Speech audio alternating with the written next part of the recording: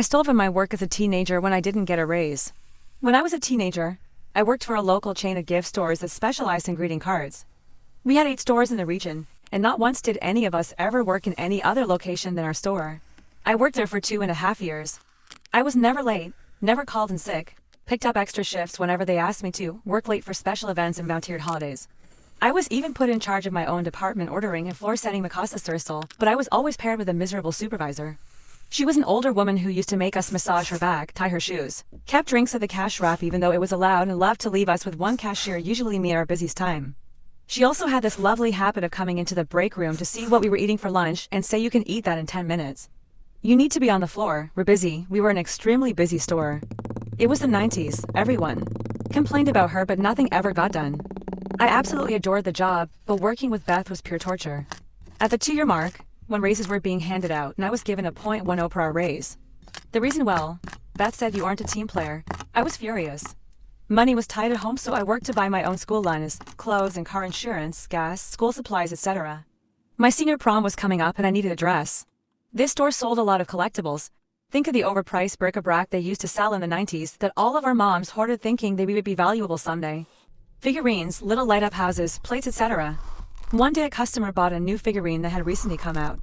It was from a collection of figurines featuring doe-eyed children. To give you an idea, it was huge and very expensive for the line, around $300. She paid with cash. I went to the back to get one of the box ones.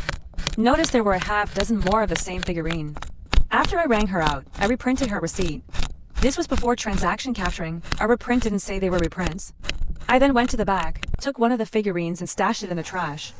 Beth would never take the trash to the dumpster. I always had to do it, so I did and stashed the box behind the compactor and retrieved it after my shift.